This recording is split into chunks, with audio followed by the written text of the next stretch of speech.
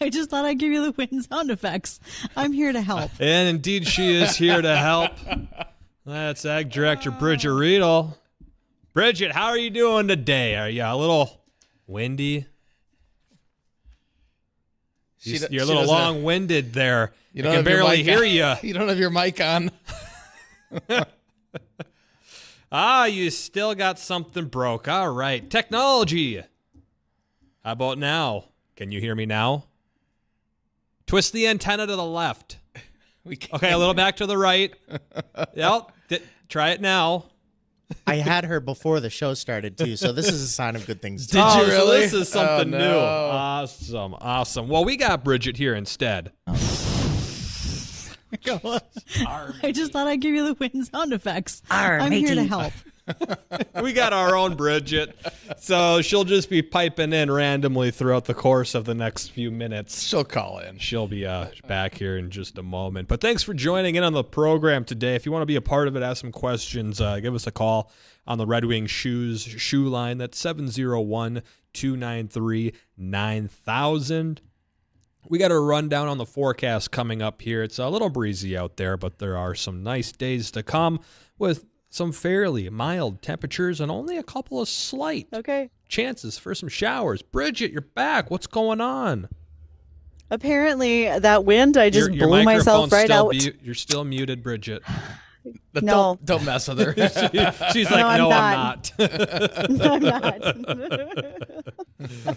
So, all good. I guess I'm fine. Although, well, one day you make some wind noise on air, and now everybody wants it to be a sounder. Thanks. You're welcome. No problem. If you have a windmill anywhere near your house, congratulations. It's like a graveyard for birds. And they say the noise causes cancer. You told me that one, okay? Not a windmill. Just me. That's the problem here. Oh, man. Hi there, caller. What's your name? Hey, Al. Al, what's going on? So when's the wind's going to die down? Well, are you talking today, When Al? do you or just want them to die down? Yeah, today? today. My semi's just blowing all over the place. Where you at? Jamestown. Okay. As you get closer to the valley, I think you'll start to see winds relax a little more. Right, they've already come down recently.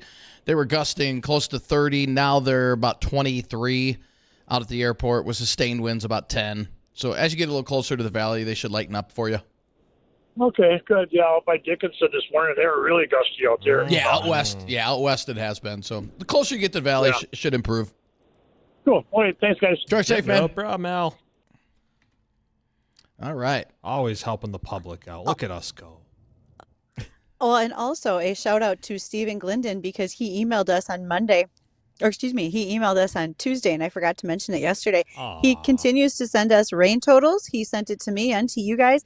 He's got one of our productive alternative rain gauges, and we appreciate it, Steve. Please keep doing that. And to all the rest of you who have our rain gauges, we want to know what gets reported in them. So, Rocky, I'm talking to you. Got you a rain gauge. Now you're going to have to report back to us as to what's happening in the rain. So keep us informed, you guys, us and the National Weather Service, because Lord knows they can't get the temperature right. Maybe they'll get the rainfall right. Oh, wow.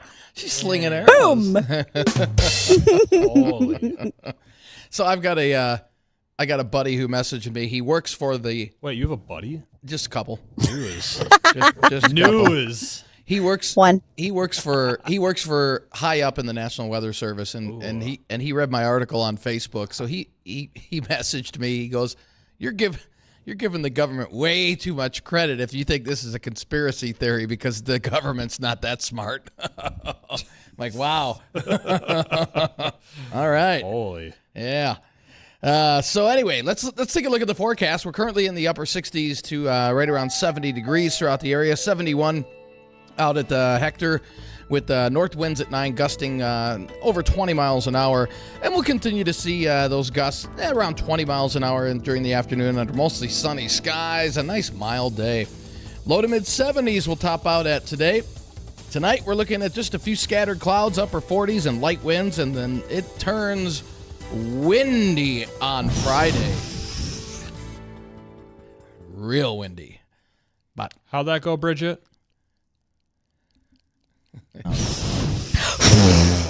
How's that?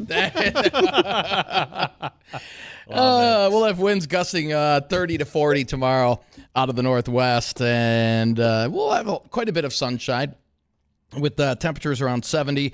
The weekend is looking fantastic for the Minnesota Fishing Opener on Saturday. Southwest winds 10 to 20, highs in the upper 70s. And Sunday, for Mother's Day, don't forget your moms. Winds shift to the northwest 10 to 20, highs in the mid-70s on Sunday. And an isolated shower possible east of the valley, generally northern Minnesota into northeast Minnesota. And then the next chance of any organized rain would be Tuesday and especially Wednesday of next week. No, take it back. No, calling foul, calling hacks. Yeah, that's a bunch of BS. Yeah, Justin's a little mad because he has his softball opener I'm on quite Wednesday, upset. and it looks wet. That's too bad. I have special clearance to harp, and I'd really not like to waste it on a Wednesday. Well, just have him. Just don't have them spray on Tuesday. You know, every day they spray that the next day it always rains. Yeah, I don't have spraying clearance though. I have harp clearance. Maybe John. I have Maybe spray John, our clearance listener. over here. Oh, you got You spray have it? clearance? Well, I have my custom applicator's license, so that counts, right? Different I can keep spray. your ditches clean. Oh, Wait, you never can mind. keep your what clean? Ditches. Oh, That's what I said. Just in case Alrighty. Justin was wondering. that's right. clarifying. That's right. And this weather is excellent, you guys, because I want to see our corn come out of the ground sooner rather than later for our Here We Grow project. It Again, still we are can't custom believe it's farming. not up. Well, it might be. I just haven't driven by it today to go look at it. But 20 acres of corn, we're custom farming that. And one of our sponsors is joining us in studio today in order to talk, on air today. He's going to talk about that one of our products out there. We'll be joined by Bill Shores with Pivot Bio. Also want to say a big thank you to North Dakota Estate Services because they have done an outstanding job. Mark Wagner wants to talk to you about transition planning on the farm. And maybe if we decided we have to pass along our 20 acres to someone, we could have his help over there. Thank you, Mark. And also to Gowan Company, Affiance Fungicide. As you heard in the ad before the show start, Affiance is there not only for your soybeans like we used it last year, but your corn as well. And we look forward to welcoming our video with Gowan because Marcia, their local sales rep, and I had a great time doing it last year. Michael, our videographer, might have been scared silly. We forgot we were mic'd sometimes. It's a bit of a day. We said some things. Indeed, So- we did. We did. It was a little warm that day and we were uncomfortable. But anywho, all is taken care of now. Well, and if Parker's listening, maybe he can give us a jingle and let us know. Hey, is our corn coming up, or is it still has it started to emerge yet? Now, have you noticed a lot of the farmers getting back in the fields now, Bridgette, with the drier weather, or still a little too wet? They're starting to, and it depends where you are. If you're in the Sand Hills, like Ransom County, et cetera, you're probably going to see a little bit more action. If you're, say, Hillsborough, Grandin, where you have some heavier clay soils, probably not as much. So a lot of variability in who's in the field and what they're doing.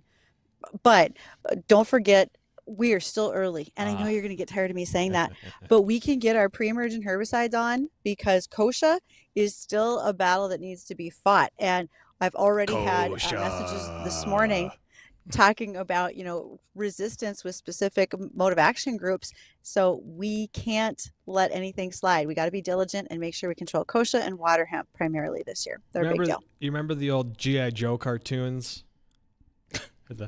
Where's this going? You just be patient. Okay. Hear me out. All right. Okay. Hear me out on here. Holy moly, Addison, you are a masterpiece what you're doing over there on the stream. But so in the show, the terrorist group's name was Cobra. And when you say kochia, I'm just thinking of the dude screaming, kochia. You never watched any of the old G.I. Joe cartoons? No. Come on, those were around in your day. I know. I was more Bugs Bunny and Fred Flintstone. Oh, okay, you were Looney Tunes? Yeah, I was Looney Tunes. All right. This explains a lot. Man, Addison, what are you doing to that? That is trippy. I'm just having fun. You're having a blast. I'm having a fun time watching it. If you I'm didn't gonna know, get car sick. we Stop live that. stream every single day on Facebook and YouTube. You can watch the shenanigans behind the scenes besides what just comes through the airwaves into your shop speaker, where you occasionally hear something that may sound like a piece of equipment breaking or something hitting the floor. That was terrible. We got It's John very on line terrible. 1. You want to go to John real quick? Yep. John, Are you talking about kosher? Kosher you're talking about? I've got a friend He here got with the me. That's voice. it. That's it. Spot on, too. Is it? Yeah, That that's is it. Yes. Yeah, I learned that from Alex. Alex Jones taught me how to do that voice. G.I. Joe.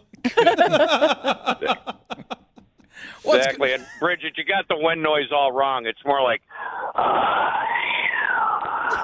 Wow, pretty good. we might have to use that one. Wow, we got 2 of them now. Why did I get well, hired? that's why I We haven't should been just able to use call John. in the last few days. I put my 36-ounce can of spray lube on the trailer deck tail the other day. The wind sucked it off and took it down the street. I was chasing it for like 5 minutes. Oh, John. You know what? Hey, John, you I- sound like I you need, figured out the, you need a vacation. And so if you want to do I that, just came make back sure from one. Well, make sure you're listening to Bonnie and Friends, because she's giving away a Steve Carney veteran fishing getaway. So I just want you to make sure you know about it. So if you need another one after chasing that can down the street, you have an opportunity to be a part of this. There you go. No, it's all right. I don't do the whole fishing thing. I prefer to buy mine and bread it. I did figure out the riddle of the Weather Service thermometer, though, guys. Tell us. I was up there the other night with my giant magnifying glass like Sherlock Holmes. There's a little teeny tiny pilot light underneath that temperature sensor. I don't know who put it there. So what I was thinking about doing, I need to get a bag of dry ice, and I'm going to suspend the dry ice on a string just above the sensor. Okay. So they And the counteract cold air each other. because cold air drops. Yeah, see, cold air drops. That should counteract the pilot light. We should be fine. Daryl can sleep better at night now. Awesome. Hey, John. There See, we John's go. got an answer John's for everything, got the doesn't ideas. Appreciate Thanks, the phone call, John. All right, John. I gotta go. I got stuff to do. I'm just gonna listen to you mooks and hang out. All right, see you later. Bye. he? All right. Well, that brings us. We got to go to break here and get a little bit of our National Ag Network. And Yeah. Bridgette, we've got a guest coming up after the break. And who's our Bill guest today? Shores. Yeah, Probably that guy like, that I what kind of mentioned, Bill radio Shores show with did I Pivot sign Bio. up for? That's all right. I've known Bill for a while. I don't know that he's terribly surprised by many things that happen in agriculture today. So we'll visit with Bill. Pivot Bio. What are they? What do they do? You'll find out. We'll be right back.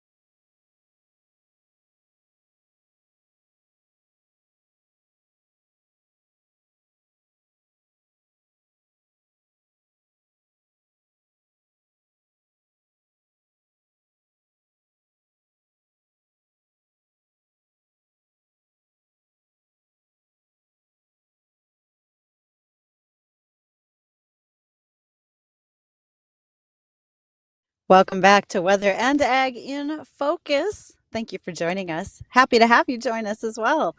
And we get the distinct pleasure today of having a guest on. That would be Bill Shores. Bill is with Pivot Bio. Bill, how are you today? I am fantastic. How are you guys? Doing well. Good. Well, aside from the shenanigans, we're pretty fantastic as well. That's awesome. It's good you guys are having fun. So, Bill, how'd you get to Pivot Bio? What have you done in your career? You just started like last year? I'm sure that's right. All of your years of experience. Give us the yeah, I background. got fresh out of college last year. It's been a stressful year. That's why I have no hair. Rough buddy, same though. What's that? I said same. Yeah. No, I've been in the ag industry for about 25 years. Did some ag retail time and worked for a seed company for a few years. And Pivot Bio kind of was an interesting concept, so I started looking into that a few years ago, and I've been with Pivot for about a year and a half now, I suppose. So, yeah. And Bill, for those that don't know, what is Pivot Bio? So Pivot Bio is I'm going to call it a startup company, even though we've been doing business in the U.S. for about 4 or 5 years now. But we are a biological nitrogen company. The founders, they found a way to gene edit microbes to fix atmospheric nitrogen to feed it to crops. So basically, for us in the valley area, we're focusing on wheat and we're focusing on corn, are our two crops we're looking at. So microbes been able to fix nitrogen for a long time, but the thing that our founders did was make it so that they will create more nitrogen than they consume, and then that excess is then given to the crop. So in a nutshell, we're a biological nitrogen company. Cool. Okay, hold on though. When you said the nitrogen cycle, I know that this is a piece of information that not everybody's familiar with, and it's really a one-on-one selling when it comes to talking about nitrogen. Let's go walk through that. We apply nitrogen to a cornfield in particular because, again, we're custom raising 20 acres of corn this year. What's going to happen once that nitrogen gets in the ground? Looking back, relying on your years of experience and ag retail, et cetera, let's walk through what the nitrogen cycle actually looks like. Well, as far as a synthetic source of nitrogen, that's where the majority of the nitrogen comes from. We got co-ops and whatever else are handling these products, and they do a good job doing what they do. But Mother Nature has other plans. So if we can get into ponded environments, we can lose it. It can gas off. Or if we get into coarse soils, we get excessive rain and whatever else, it can leach through the soil profile. And when those two things happen, if it leaches through, gets out of the root zone, we can't. Our crops can't use it, can't utilize it. So there's risk of loss there. And then as things, if we get some runoff or leaching or whatever, and you get into surface waters and causes issues that way too, but for the most part, and then our soils too are in a valley, especially, are a good source of mineralized N and whatever else. So we had healthy soils here. So nitrogen's, it's, depending on who you talk to, it's easy or it's complicated or it's a mix of both. I mean, if you have the right year, everything goes good. Yeah, you're probably getting 60, 70% of your synthetic nitrogen that you applied into the plant. If we have an adverse year, we got too much water, whatever else, leaching it, gassing it off, we might only get 30%. But then, like last year, Iowa State did a study for us, or not for Pivot Bio. They just did a study, and we've seen the data that mineralization provided just about 80 to 100 units of N to the crop in the valley too. So it's one of them things where it's hard to pinpoint. It's hard to really dial it in year over year because there's so many variables that can go into how synthetic nitrogen is, what happens to it in the environment and how it's taken up into the plants. So with our biological, as long as the corn or wheat plant is alive, we should be fixing in for that crop throughout the season. So half of our listening audience is not involved in agriculture. They're urban side counterparts. For them, what is the significance and importance of the nitrogen cycle? Why do we care about it? Why do the plants, specifically some plants, require and need that nitrogen? What's the significance of it, and why does it matter? Well, I mean, I guess the goal in agriculture is to keep people fed and whatever else. So, I mean, if we don't have a source of nitrogen to the crop, corn or wheat or barley or oats or whatever it may be, um, we're going to take our production and we could easily have it, if not, reduce it by 75%. So it's a critical thing that we have to have for crop production, and if we can, if we limit that, then obviously food prices will go up because we have less and whatever else. So, um, for the general public, it's managing your nitrogen as a farmer, as a grower, is important because it's expensive, an expensive thing to handle, expensive thing to purchase and use every year. And I know that over the years we've gotten better with it. We've been able to manage these nitrogen, the cost, and how to use it, and whatever else through um, different application methods and timings of nitrogen applications and stuff like that. So I mean, without synthetic N or the nitrogen that we're creating through our microbes, we would have a lot less food on the supermarket shelves. So it's a kind of a big deal. Right. So I'm kind of picking this up as nitrogen is basically a fertilizer for corn and wheat, correct? Yes, sorry. Yes. So if, as you're driving around the countryside and you see these big sheds and you see these typically a yellow floater going out in the countryside, that's what they're spreading. They're spreading our bulk fertilizers on the ground. So it's all plant food. It's all the building blocks of the plant cells and everything else that we have to get these crops to Okay. produce their maximum potential. So is it all crops or is it just specific crops that require nitrogen by itself? I know we've talked about corn and wheat, but is it such an importance for all the other crops as well, or is it just mainly important Yes. for corn and wheat? Your grass plants are going to be a bigger user of it, but nitrogen as a plant food, all plants require it to different degrees. Like soybeans will need more than corn will, but being soybeans fix their own end, um, they don't need it's not the requirement to feed it like we have to feed corn or the grass plants. So it's a big deal globally. It's a big deal in the U.S. Yeah, so I guess it's one of those things. It's like we're used to talking to growers and everything else for the last 25 years. It's sometimes it's hard to simplify it, I guess, because everybody's aware of the systems and what we got to do with it. But yeah, far as the general public out there, nitrogen is a huge deal. It's a bulky commodity. Takes a lot of energy to produce. Takes a lot of energy to transport. Takes a lot of energy to get it onto the field. So, um, but it's necessary. We have to have it. Right, I see it. Well, we got a lot more questions to ask you, but we got to hit bottom of the hour local news here. If you're listening, you have a question you'd like to ask Bill from Pivot Bio, feel free to do so. Give us a call on the Red Wing shoe line. That's 701-293-9000, or you can shoot an email, weather or egg at flagfamily.com, as well as comment boxes, Facebook or YouTube, or Bridgette's sponsorless phone still. Come on, folks, let's get on this. You can send her your messages as well. Stay tuned. We'll be right back.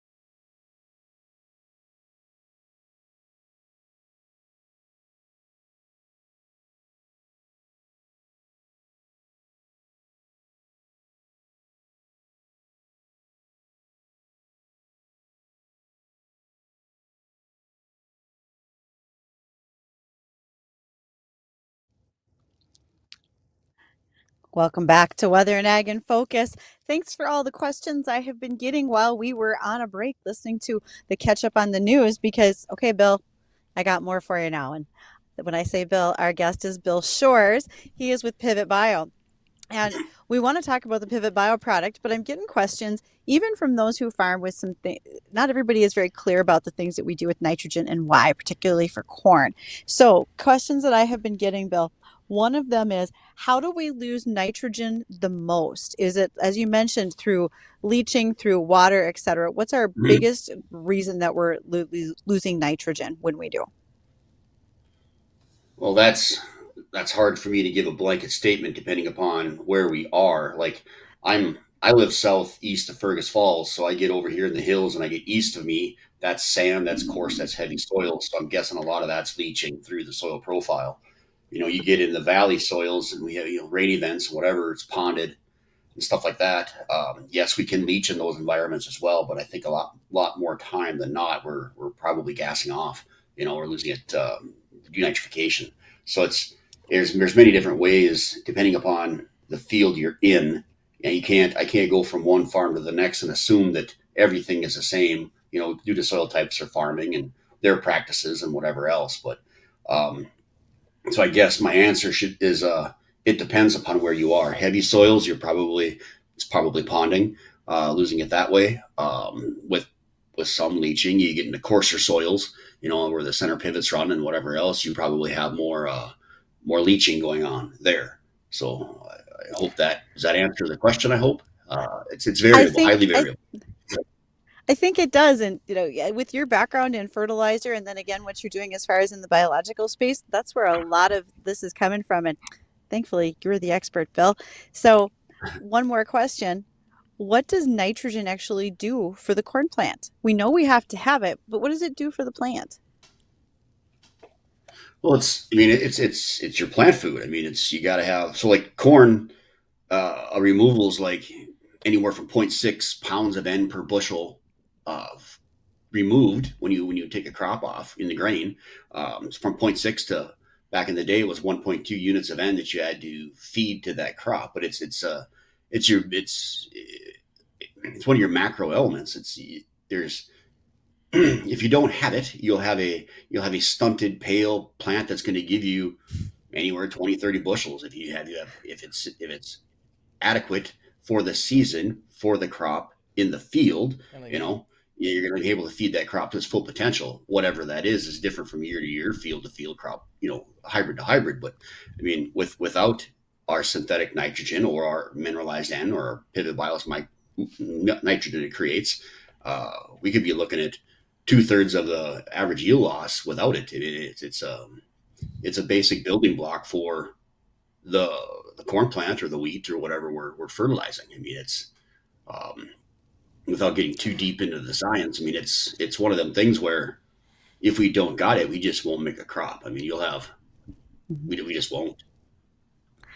Bill, you said it's stunted and pale. Obviously, I need some nitrogen, so I'm going to try to work on that this summer. Right. 4 foot 14, Bridgette, you're almost there. I'm almost there. Okay, so let's talk about what your product does when it comes to application. What's going to happen when a farmer comes to Pivot Bio and says, I want to use this in my field for my corn or my wheat? Can we walk through, okay, let's start with the basics, like product name, what's going to happen when we use it and why it's vital to, as you mentioned, adding to the overall soil health? Well, so a grower comes to one of our reps or one of us and we start talking about their nitrogen management, what they're doing, how they're doing it. When I say how they're doing it, how they're applying their N, if they're doing a fall apply, spring apply, split, if they're doing a top dress application, stuff like that. So we need to get an understanding of what they're doing already currently. And there's times where, we might not fit, but a lot of times I think we can fit into that system that they're doing quite well. So that's the first step, is go through the agronomics of what they're actually doing right now and get them to understand that our product it's a slow release. I shouldn't say slow release. It's a slow build over the season. It's not a quick fix like a top dress could be. So we got to walk through their nutrient management plan. And it's not just the nitrogen we talk about. There's micro elements too that we have to address. Is it your zinc and your sulfur and your potassium, things like that. So it gets into a deep discussion regarding what you're doing for fertility and all that before we get to the recommendation of our products and make sure that we're doing it right. So then, okay, so Mr. Farmer decides, yep, I want to try some Pivot Bio. It's our product is called Proven 40 for corn and Return in wheat, right? So we're going to focus on corn for this portion of the conversation. So the grower decides he wants to use Proven 40. All right, we get an order in the system, product gets shipped, and the thing is, we don't build this product. We don't produce it in August for next spring. It's all produced close to season because it's a living microbe. So we need to keep it fresh and alive and happy. So then we get the order in the system. We start producing it, and then we ship it to our reps, right? So our goal, or what we've been focusing on, is a product called Proven 40 on seed. So it's a seed treatment, over treatment of a product. We have two specific seed treaters, that we've tested extensively to make sure that we're not damaging germ or any of that stuff. And we got mountains of data that says what goes into that treater is what comes out of that treater for seed quality all by itself, right? So what we'll do is we'll run that box through this box-to-box treater. We'll apply our microbes onto the corn. Once we apply those microbes onto that corn seed, we've got 60 days from the time we apply it to the time it's got to get planted, right? So that's, in a nutshell, that's what we're doing is, start with the conversation, figure out how we fit, when we fit, if we fit, and then the rest of the process kind of takes a hold, and it's kind of, you got to go through it. The one thing we do, because these are living microbes and we have to keep them alive, because there's microbial products that are dead microbes that really don't, this doesn't pertain to them, but ours is a living microbe and we have to have them alive. So we'll take a sample of the corn out of the box before we run it through the treater, and we'll get a baseline CFU, colony forming units, how much bacteria is on that seed all by itself before we apply ours. And then after we treat or over apply this, our product onto the seed corn, we'll take another sample. And then that'll give us a quick baseline of saying, hey, yes, there's more microbes on there. Now, what microbes are those? I could have sneezed on it and got a big microbe count at that time. We take another and we send it into the lab in, I believe it's in St. Louis, and then we get a true microbe count. And if it comes back, which I think 95+% of them this year have came back green, which is a good solid count, then we're good to go for our 60 days. But if that sample comes back in a yellow or a red, then we'll talk to the grower, we'll retreat the seed if we need to or whatever else. So my point with all of that is, because they're a living microbe, we have to do everything in our power to keep them alive and keep them happy so they hit the ground alive. So if they hit the ground dead, they ain't doing nothing. So that's why we do these tests. So hypothetically, if we treated on a Monday, or we treated the corn on Monday, and the grower planted it on a Tuesday, and we didn't get our test results back for the true CFU count till Thursday, and say our bugs are all dead, well, then we go have a conversation with the grower. How are we going to address this? But I would say for the 2024 growing season, we have had zero of those conversations because our CFUs have been quite high on all our test samples we sent in thus far. So here's a question for you, Bill. Yeah. You have this product, and it's engineered biological bacteria that helps, was it break down or produce? They help produce nitrogen. So if you put this on your field or your crop in the spring, is this something that you only need to apply once? Because once the bacteria is into the soil, it's just going to stay there as long as it's able to live? Or is this something that's going to die off in the winter and needs to be reapplied each year? What's that look like? I'm going to give you a long answer to that. So every state that we're labeled in, the microbes that we engineered are found in those states, right? So they're already there, but they're lazy. They're not engineered. They produce and eat as much as they produce. Sometimes they will consume more nitrogen than what they produce. Okay, so that's where the gene engineering came into our microbes. To answer your question, they have to apply them the following year again. Because as that corn plant, what these microbes are living on, what they're feeding on, is the we call it exudates. There's a carbon source that's excreted through the roots of these plants that our microbes feed on, right? Mm-hmm. So as the corn plant is growing, it's excluding these exudates, so we're living on them. When the corn plant dies, our microbes die as well. So we've done tests after a season of Pivot Bio being in the field with our proven 40 microbes. We have not been able to identify those microbes following that crop where we applied it. So it's not like a soybean inoculant where you can maybe every third year or something you apply an inoculant. But this is something where to date we have not been able to identify our microbes alive in the soil following a crop that was applied to.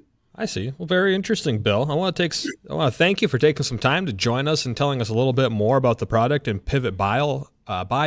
If somebody's listening and they want to get more information on this, or maybe find a way to get in contact with Pivot Bio to see if this is maybe a fit for their operation or their field, where would you direct them to go to get that kind of information? I start with pivotbio.com. We have a replicator on that website. Mm-hmm. So I'd start there. And then from there, that'll take you to, our reps and area. We have a pretty good rep network locally and a lot of our reps have been in the ag business for quite a long time. Some of them a lot longer than 25 years. So they know what they're doing. They know what they got going on. So that's I guess where I'd send you.